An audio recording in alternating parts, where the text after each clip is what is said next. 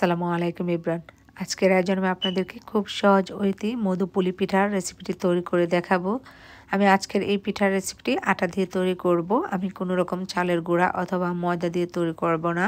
তো যে কেউ তৈরি করতে পারবে আজকের এই রেসিপিটি। রেসিপিটি যদি ভালো লাগে তাহলে আশা করব ভিডিও শুরুতে একটি লাইক দিয়ে ভিডিওটি দেখা শুরু করুন।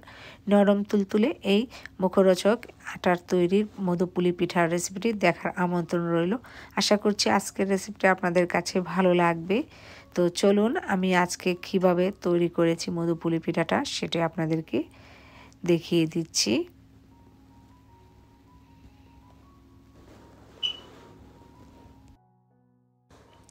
ডোটা তৈরি করার জন্য এখানে আমি 2.5 কাপ লিকুইড দুধ দিয়ে দিলাম।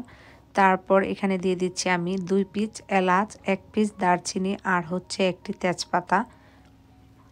তো দুধটা বলক আসা পর্যন্ত আমি অপেক্ষা করব আর টেস্ট অনুযায়ী আপনারা লবণ দিয়ে দিবেন। আর হচ্ছে আমি এখানে চিনি দিয়ে দিচ্ছি 1/2 কাপ। তো এখন আমার এখানে দুধটা বলক এসেছে।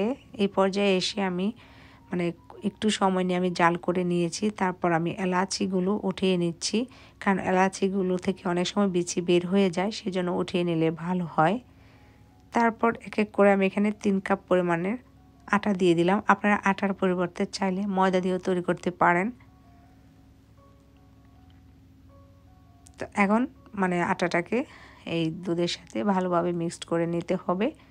তো ডোটা কিন্তু আমার তৈরি। আমি এটাকে এখন নামিয়ে তারপর হাত দিয়ে ভালোভাবে মথে নেব। এইরকম সফট একটা ডো তৈরি করতে হবে।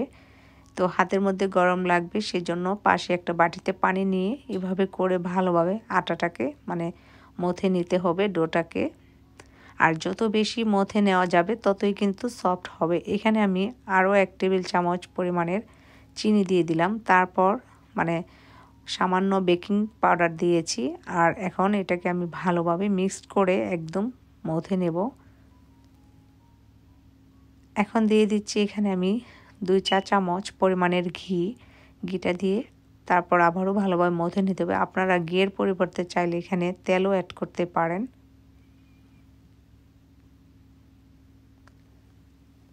এখন কিন্তু ডোটা সম্পূর্ণ রেডি।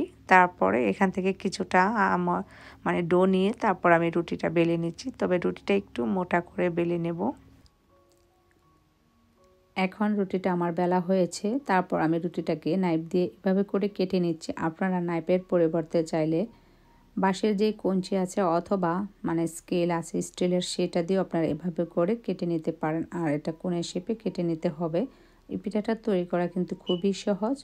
অল্প সময়ের মধ্যে আপনারা এই পিঠাটা এভাবে করে তৈরি করে নিতে পারেন। এই পিঠাটা তৈরি করতে কোনো রকম ডিজাইন আর বা কোনো সাজের প্রয়োজন হয় না। তো এক এক করে আমি সবগুলো পিঠাই এখানে তৈরি করে নিই।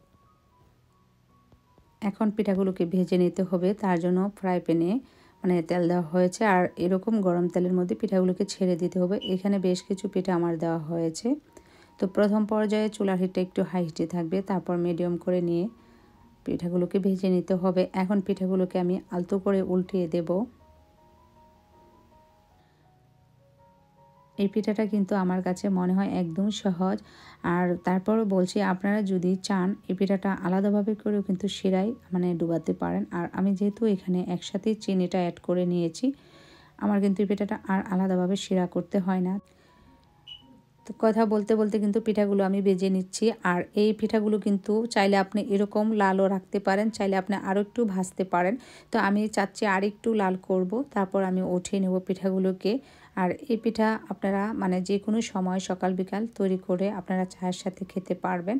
আর পরিবারের সবাই কিন্তু এই পিঠাটা পছন্দ করে, কারণ যেহেতু পিঠাটা খুবই সফট, খেতে অসম্ভব ভালো লাগে।